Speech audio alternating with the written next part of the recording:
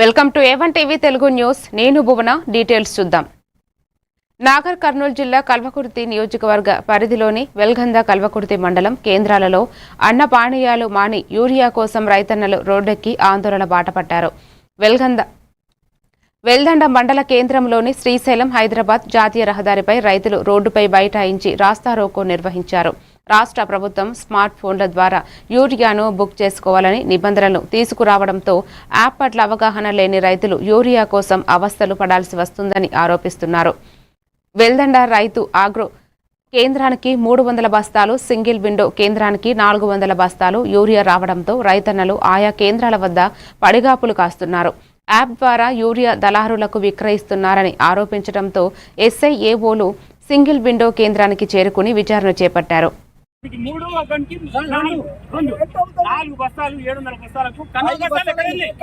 తెలంగాణ రాష్ట్రంలో ప్రవేశపెట్టిన urea download app రైతులకు తీవ్ర నిరాశ కలిగించి నిస్పృహలకు లోన్ చేసి చాలా ఇబ్బందులకు గురి చేస్తుందని, మా రైతుల బాధ అర్థం చేసుకునే నాదుడు లేడని, గతంలో ఏ విధంగా అయితే దుకాణంలో దొరికేదో యూరియా అదే విధంగా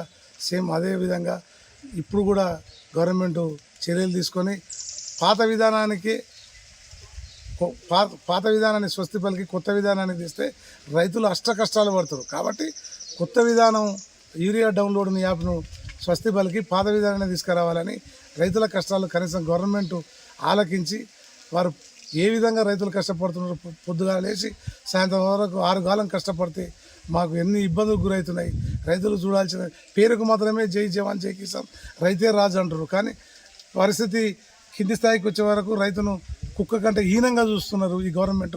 కాబట్టి